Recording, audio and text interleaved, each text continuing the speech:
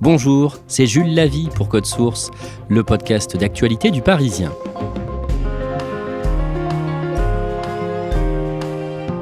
À 35 ans, l'humoriste et comédien Malik Bentala revient dans l'actualité culturelle avec Nouveau Monde, son nouveau one-man show.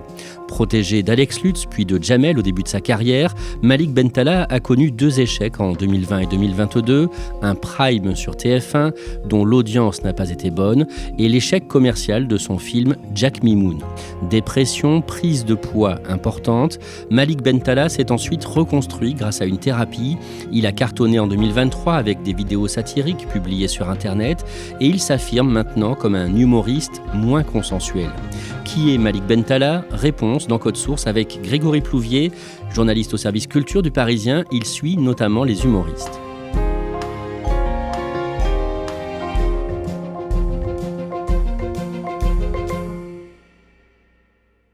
Malik Bentala remonte sur scène avec son nouveau spectacle intitulé Nouveau Monde, tournée des Zéniths en ce moment, avant 2 dates à Paris à l'Adidas Arena en avril. Il était à la Cigale au mois de décembre. Vous l'avez vu et interviewé à ce moment-là pour le Parisien, Grégory Plouvier.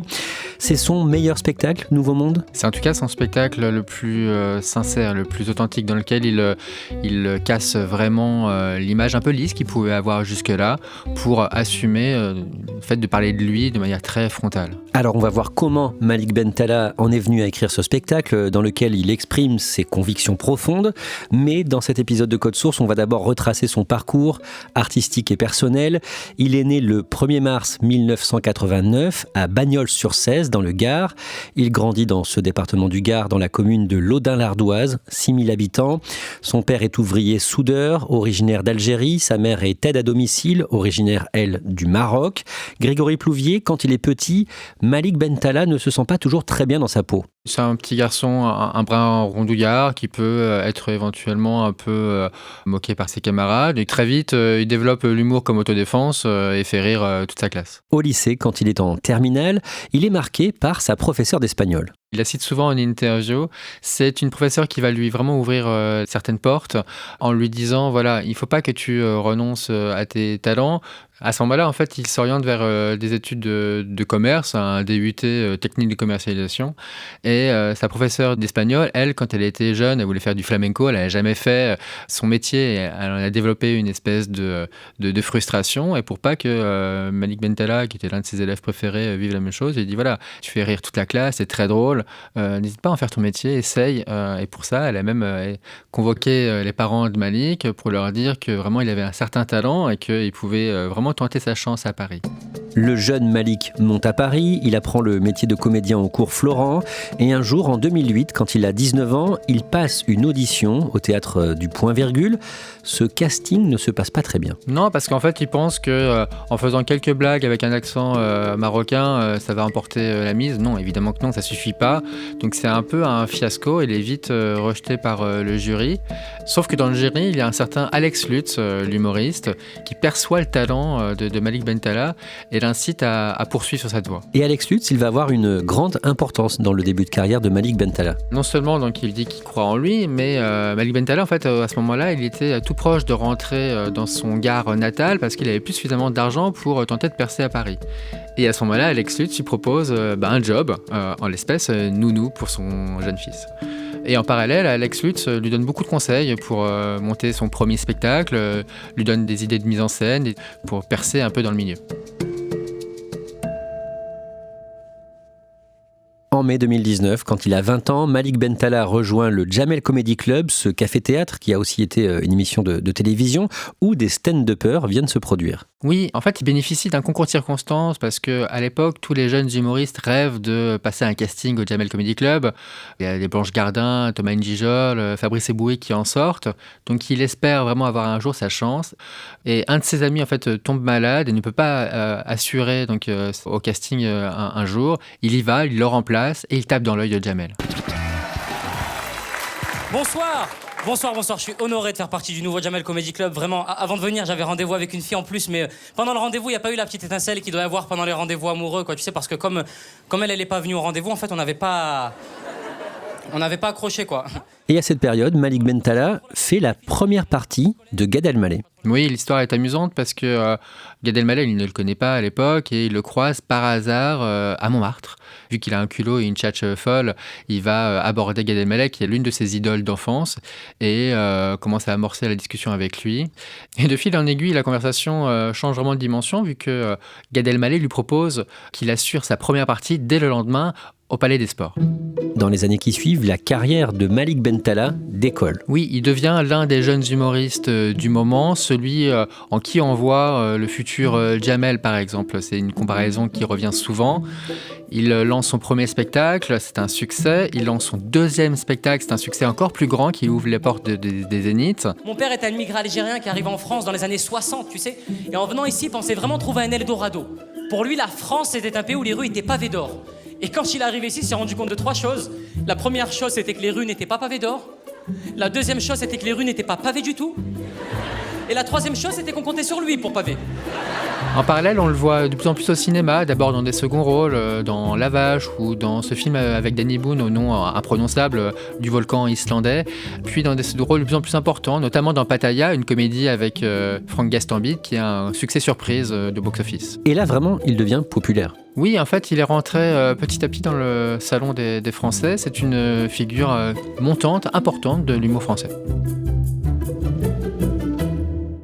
En avril 2018, le mardi 10 avril, Malik Bentala est sur France 2, invité d'une émission de Frédéric Lopez, Nos Terres Inconnues, à ne pas confondre avec l'autre émission de Frédéric Lopez, Rendez-vous en Terre Inconnue. Oui, alors ça c'est un épisode assez marquant dans sa jeune carrière. Alors le principe, en un mot, c'est d'envoyer des stars à l'autre bout de la planète. Ça peut être au Tibet ou au fin fond de l'Australie. Et lui se retrouve donc avec Frédéric Lopez, juste à côté de chez lui, finalement, à quelques kilomètres, vu que cette nouvelle émission a pour but de faire découvrir des contrées méconnues, mais en France. Et il se retrouve dans les Cévennes, alors qu'il a grandi dans le Gard, donc pas très loin de chez lui. Du coup, il en a fait même un sketch dans son spectacle où il dit qu'en gros, limite, sa mère aurait pu l'emmener en voiture au bout de sa rue, quoi. Je suis ravi parce que c'est magnifique, le cadre est fou. J'ai grandi à 2 heures d'ici et je ne suis jamais venu ici. Vous rêviez d'isolement ? Oui. Est-ce que vous êtes d'accord pour me confier votre téléphone ? Alors, juste, j'appelle 2-3 amis. Le lendemain de la diffusion de cette émission, donc Nos Terres Inconnues, le mercredi 11 avril, Malik Bentala est à l'affiche du film Taxi 5 qui sort ce jour-là. Il a l'un des rôles principaux aux côtés de Frank Gastambide, réalisateur du film et acteur.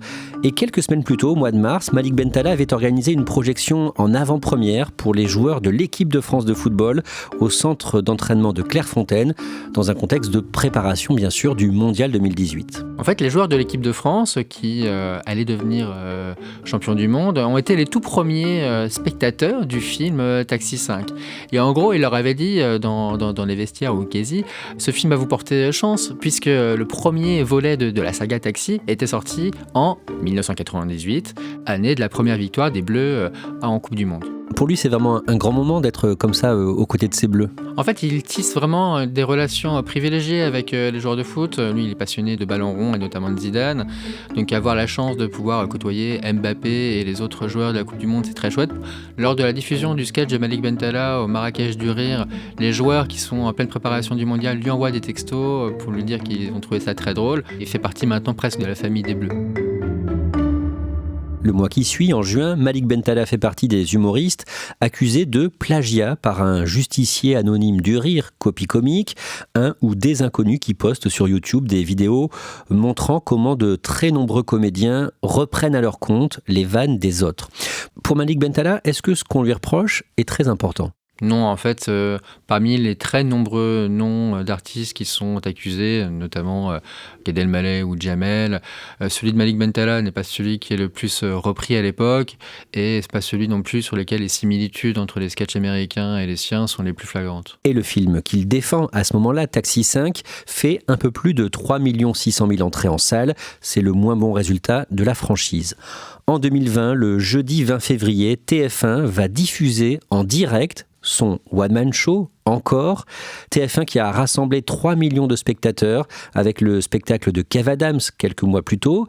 Est-ce qu'il y a une grosse pression avant cet événement ? Oui, forcément, parce qu'il y a très peu d'humoristes qui peuvent bénéficier de cette vitrine très populaire, hein. TF1, à l'heure du prime time, c'est la possibilité de rentrer dans la plupart des foyers français. Il met toutes les chances de son côté, c'est-à-dire que pour que la fête soit réussie, il fait venir pas mal d'invités très prestigieux, notamment des musiciens, DJ Snake, IAM ou le chanteur marseillais Soprano. Et l'audience est décevante. Oui, avec un peu moins de 2 millions de téléspectateurs, 1,9 pour être précis, TF1 ce soir-là, qui est habitué à être première quasiment tous les soirs, se retrouve 4e derrière France 3, derrière France 2, derrière M6. Ça, c'est forcément un coup dur. Oui, c'est clairement un premier arrêt dans sa trajectoire qui a été jusque-là totalement ascendante. En août 2022, Malik Bentala sort son premier film en tant que réalisateur. Il est à la fois acteur et réalisateur. Ça s'appelle Jack Mimoun et les secrets de Valverde. Avec cette comédie, Malik Bentala veut rendre hommage aux films qui l'ont marqué, petits comme Les Goonies ou encore les Indiana Jones avec Harrison Ford. Et c'est un échec commercial. C'est un échec, effectivement, sur le plan commercial, vu que le film récolte à peu près 700 000 entrées. Il aurait fallu à peu près le double, voire un peu plus, pour rentabiliser ce long métrage qui était assez ambitieux, qui a coûté assez cher, qui avait un sacré casting, Benoît Magimel, Jérôme Commander. Et du coup, il est très déçu par les premiers chiffres qui tombent et qui se confirment à la fin de la carrière du film. À partir de là, Malik Bentala s'isole et fait une dépression. Oui, il ressent vraiment le besoin à ce moment-là de s'isoler. Dans un premier temps, il part à l'étranger pour ne plus être en contact des producteurs, pour plus avoir le miroir de l'échec commercial de son film. Ensuite, dans un second temps, il se replie vraiment sur lui-même dans son appartement. Il sort très peu, il se met à manger beaucoup, à prendre du poids, encore, jusqu'à dépasser la barre des 100, 120 kilos. C'est une période qui est très difficile pour lui. Et ça, il vous en a parlé dans l'interview qu'il vous a accordée fin décembre. Et il vous raconte une anecdote qui montre à quel point il était perdu à ce moment-là. 3 semaines avant le tournage d'un film dont il doit assurer le premier rôle, une comédie assez ambitieuse, il se retrouve en fait à mentir sur ses mensurations pour les costumes du long métrage. Ça commence à se savoir, ça se sait, et bon là en fait il commence à douter de plus en plus de sa capacité à se voir sur grand écran avec cet aspect physique, et il appelle le réalisateur pour lui dire non, je ne pourrai pas assurer ce tournage. Et là pour lui c'est une vraie claque parce que son téléphone sonne de moins en moins à cause des 2 échecs précédents, et les rares projets sur lesquels il est engagé, il commence à les saboter lui-même. Comment est-ce qu'il a vécu ça ? Qu'est-ce qu'il vous raconte ? Il dit que la dépression, c'est quelque chose de très pernicieux, de très vicieux, que ça vient de manière insidieuse et que le temps de s'en rendre compte, la maladie est déjà bien installée. Il parle de maladie parce que dans son spectacle, il dit qu'il faut effectivement que la parole se libère et que toutes les maladies invisibles, mentales, ne doivent pas faire l'objet de tabous.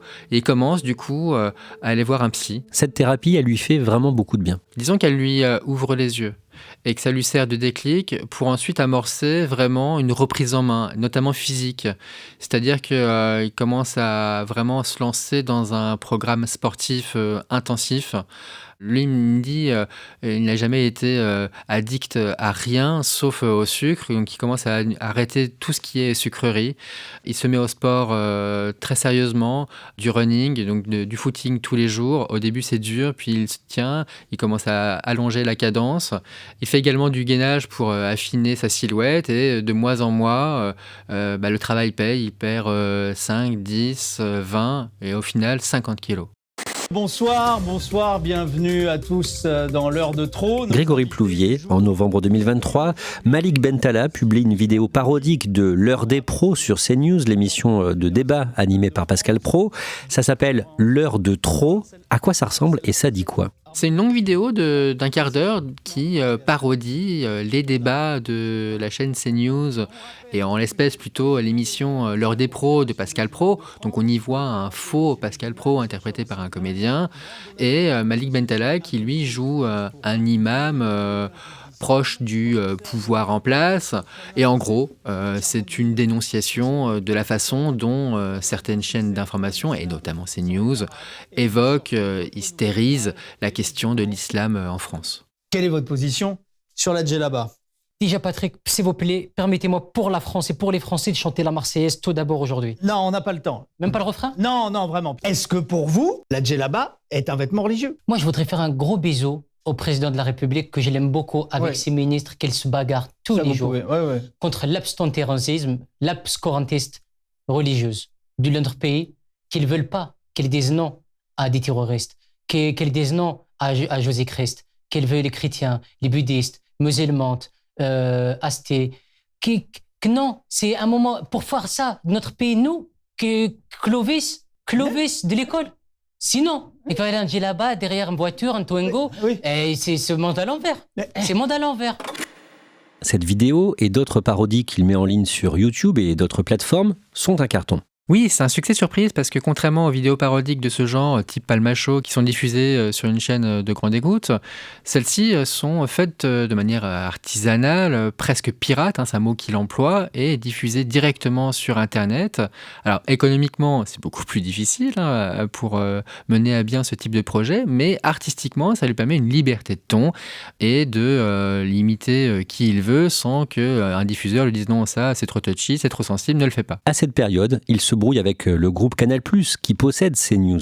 Oui, c'est la conséquence directe du sketch dont on a parlé sur Pascal Praud.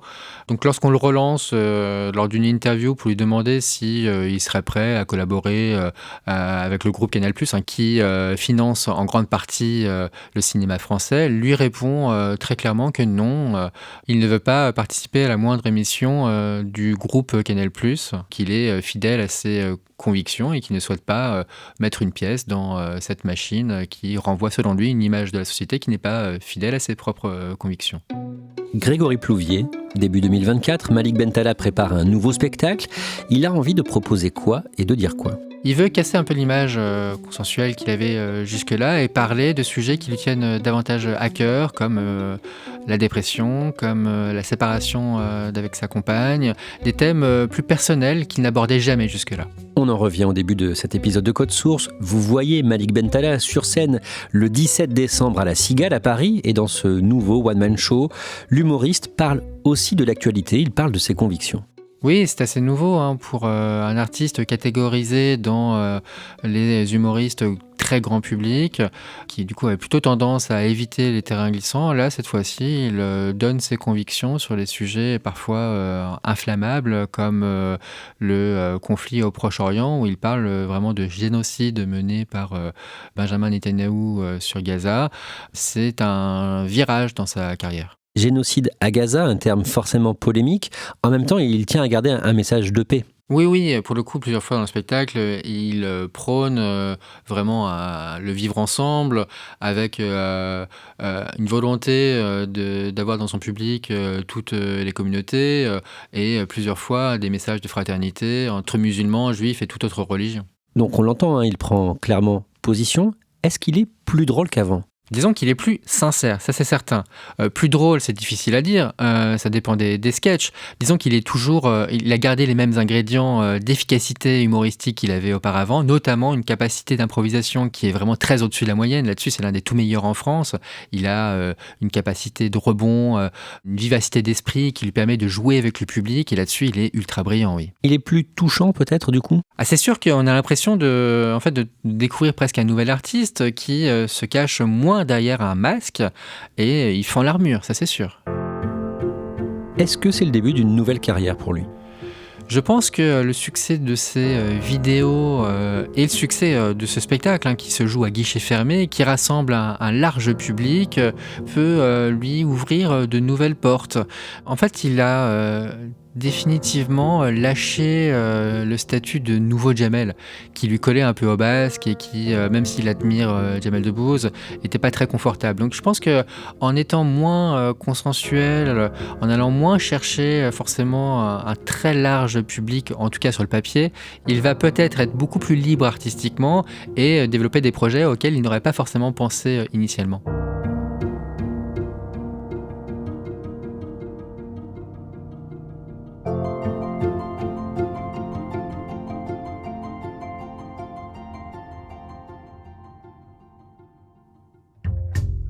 Merci Grégory Plouvier. Cet épisode de Code Source a été produit par Thibault Lambert et Clara Garnier-Amouroux. Réalisation Julien Moncouquiol.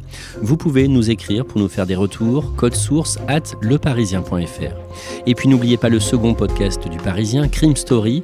Chaque samedi, une nouvelle affaire criminelle racontée par Claudia Prolongeau et Damien Delseny.